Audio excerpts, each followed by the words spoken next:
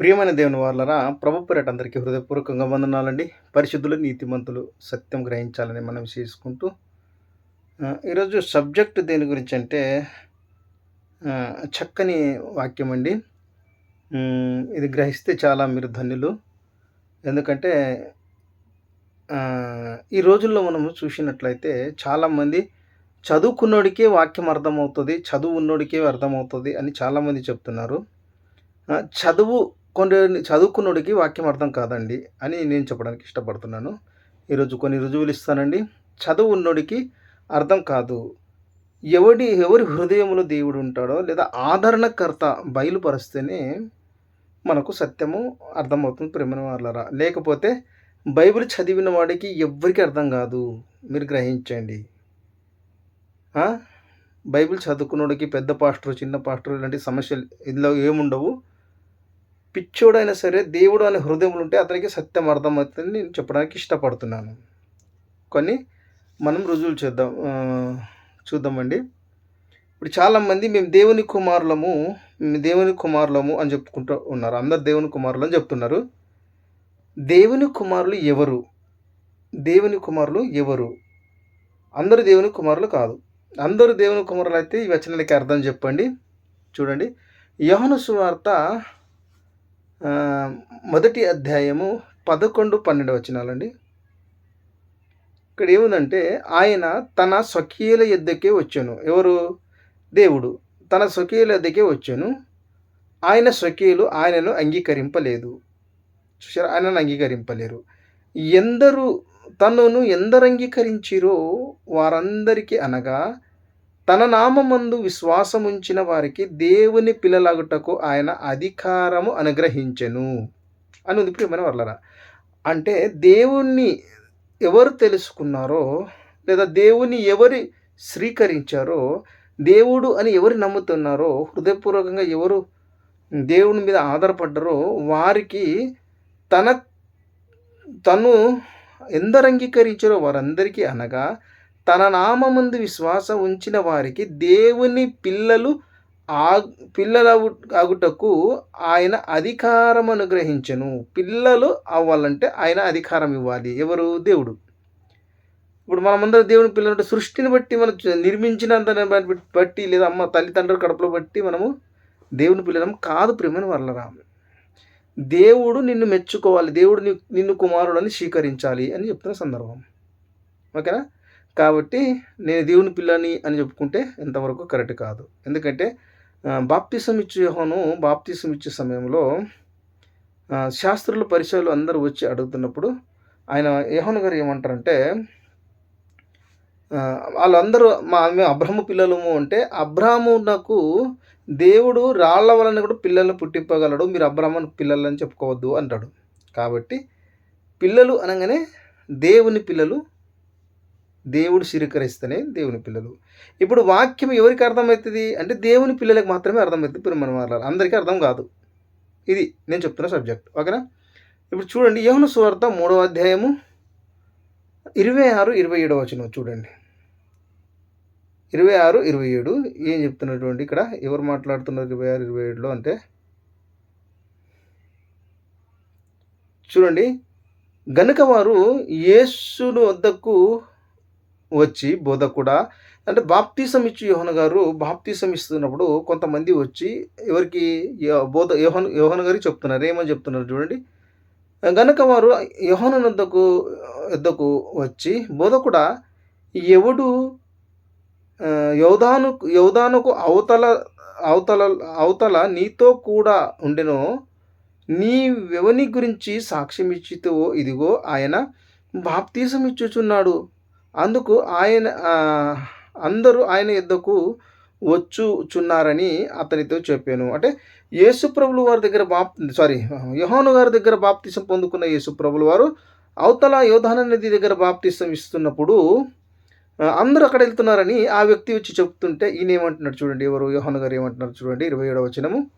అందుకు యోహాను ఇట్లా నేను తనకు పరలోకము నుండి అనుగ్రహింపబడితేనే గాని ఎవడును ఏమీ పొందనేరడు అంటున్నారు.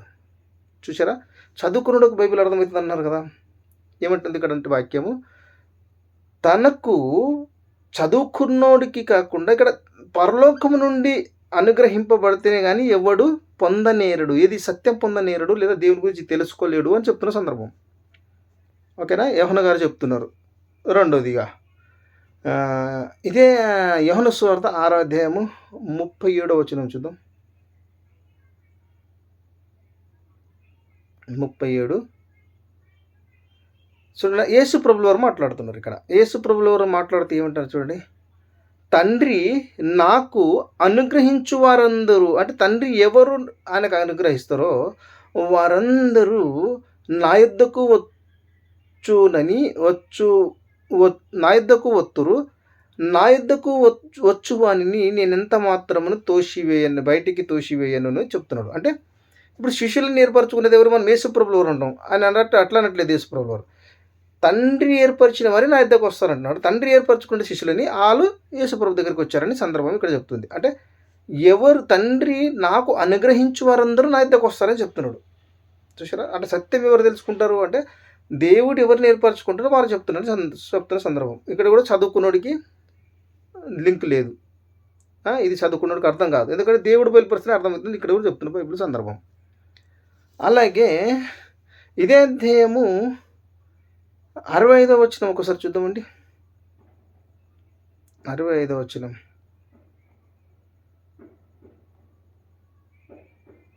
ఇక్కడ కూడా యేసుప్రభుల వారు మాట్లాడుతున్నారండి. మరియు ఆయన తండ్రి చేత వానికి కృప అనుగ్రహింపబడకుంటే ఎవడును నా యొద్దకు రాలేడు, ఈ హేతువును బట్టి మీతో చెప్పుతిని నేను. అంటే తండ్రి కృప, అంటే తండ్రి కృప మనకు మీద లేకపోతే మనకు బైబిల్ అర్థం కాదు, మనిషికి కూడా అర్థం కాదని చెప్తున్న సందర్భం ఇక్కడ. ఓకేనా బ్రదర్, గ్రహించండి. అలాగే ఇదే అధ్యాయము 43వ వచనం కూడా చదువుదామండి. 42 నుంచి 45 వరకు చూద్దాం. 42 నుంచి 45 చూడండి. ఈయన తల్లిదండ్రులు మన మెరుగుదుము గదా, నేను పరలోకము నుండి దిగి వచ్చి ఉన్నానని ఈయన ఎలాగూ చెప్పుచున్నాడు. అందుకు యేసు, మీలో మీరు సడగకొనకుడి, నన్ను పంపిన తండ్రి వానిని ఆకర్షించితేనే గాని ఎవడును నా యొద్దకు రాలేడు, అంత్య దినమున నేను వానిని లేపుదును. అంటే ఇక్కడ ఎవరు కూడా తండ్రి ఏర్పరచుకోనకపోతే నా దగ్గరికి ఎవడు రాడు అని చెప్తున్న సందర్భం అండి. 45వ వచనం. వారందరూ దేవుని చేత బోధింపబడుదురు. చూసారా, ఇప్పుడు మనుషుల చేత మనం బోధింపబడుతున్నాం. మనిషి ఆయన ఆత్మీయ తండ్రి దగ్గర నేర్చుకున్నాను, ఈ బోధకుడి దగ్గర నేర్చుకున్నాను, ఆ పాస్టర్ దగ్గర నేర్చుకున్నాను అని చెప్తున్నారు. మీరు అంతా అబద్ధం చెప్తున్నారు. ఇక్కడ ఏమిటంటే చూడు, వారందరూ దేవుని చేత బోధింపబడుదురు అని ప్రవక్తల లేఖనములలో రాయబడి ఉన్నది కదా, గనుక తండ్రి వలన విని నేర్చుకొనిన ప్రతివాడును నా యొద్దకు వచ్చును అంటుంది. ఇక్కడ తండ్రి నేర్పిస్తేనే నేర్చుకుంటానని చెప్తున్న సందర్భం. బైబిల్ చదువుకున్నోడికి బైబిల్ అర్థం కాదు, దేవుడు నేర్పిస్తేనే బైబిల్ అర్థమవుతుంది. ఇది ప్రియమైన దేవుని వాళ్ళరా. చూడండి, అలాగే ఇదే 8వ అధ్యాయము, రోమపత్రిక 8వ అధ్యాయము. పౌలు గారు మళ్ళీ ఏం చెప్తున్నారు చూద్దాము. రోమ 8 47వ వచనము, 14వ వచనం చూడండి. 14వ వచనంలో ఏముంది? దేవుని ఆత్మ చేత ఎందరు నడిపింపబడుదురో వారందరూ దేవుని కుమారులై ఉందురు. చూసారా, దేవుని ఆత్మ మనకు నడిపిస్తేనే మనం దేవుని కుమారులై ఉంటామంట. మీరేమో అందరం దేవుని కుమారులు చెప్పుకుంటున్నారు.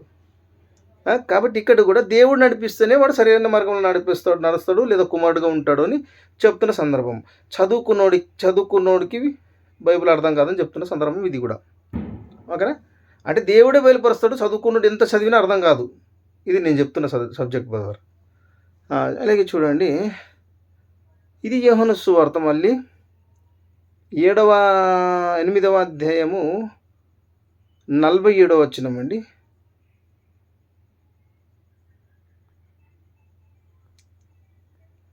47వ వచనం.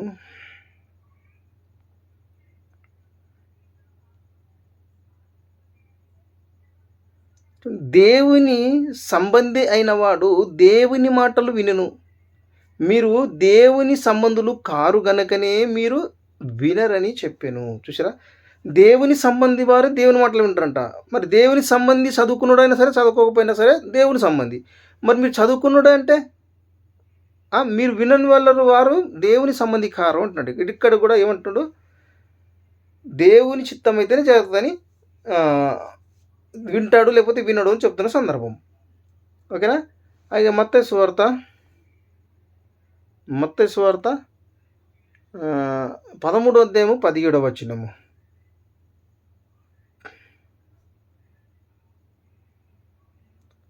అనేక ప్రవక్తలను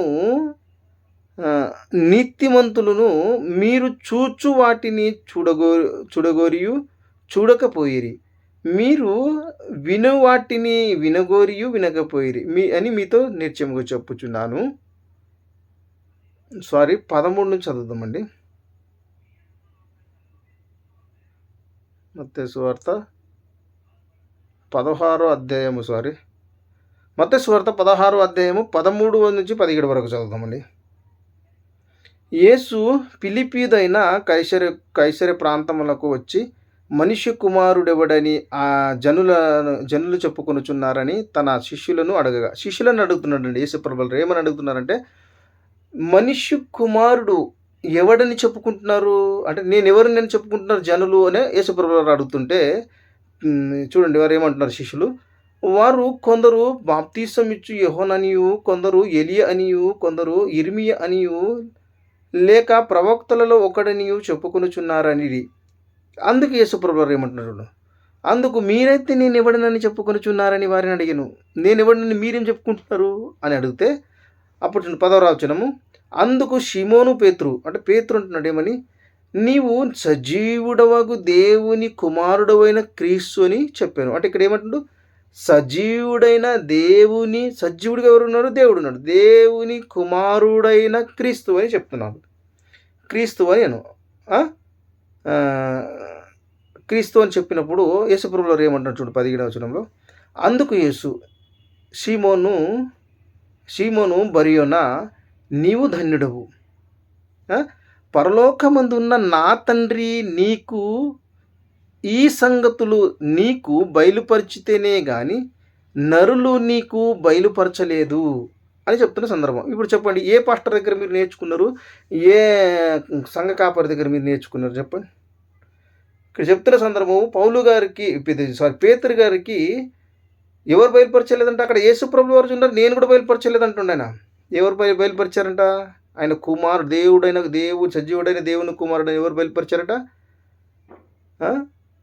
ధన్యుడవు, నీవు ధన్యుడవు, పరలోకమందున్న నా తండ్రి ఈ సంగతి నీకు పరిచయనే కానీ నరులు బయలుపరచలేదు అని చెప్తున్న సందర్భం. అంటే ఇక్కడ కూడా చదువుకున్నోడికి బైబిల్ అర్థం కాదు, దేవుడు బయలుపరిస్తేనే అర్థమవుతుందని చెప్తున్న సందర్భం. ఓకేనా? అలాగే చూడండి, ఇంకా అపోస్తల కార్యములు 2వ అధ్యాయము 1 నుంచి 4 వచనాల వరకు అండి. ఇప్పుడు యేసుప్రభుల వారు శిష్యులని 12 మందిని ఏర్పరచుకొని నడిపించారు కదండి. నడిపించిన వాళ్ళు ఏం చేశారు? మళ్ళీ యేసుప్రభు చనిపోయిన తర్వాత వెళ్ళి వారి పనులు వారు చేసుకుంటున్నప్పుడు ఇప్పుడు వారు ఒక చోట కూర్చుని ఉన్నప్పుడు వారికి పరిశుద్ధాత్ముడు వచ్చి ఎలా నడిపిస్తున్నారు చూడండి. పెంతెకొస్తు పండుగ దినము వచ్చినప్పుడు అందరూ ఒక చోట కూర్చుండి ఉండిరి. అప్పుడు వేగముగా వీచు బలమైన గాలి వంటి ఒకదాని ఆకాశము నుండి అకస్మాత్తుగా వారు కూర్చుండి ఉన్న ఇల్లంతయు నిండింది.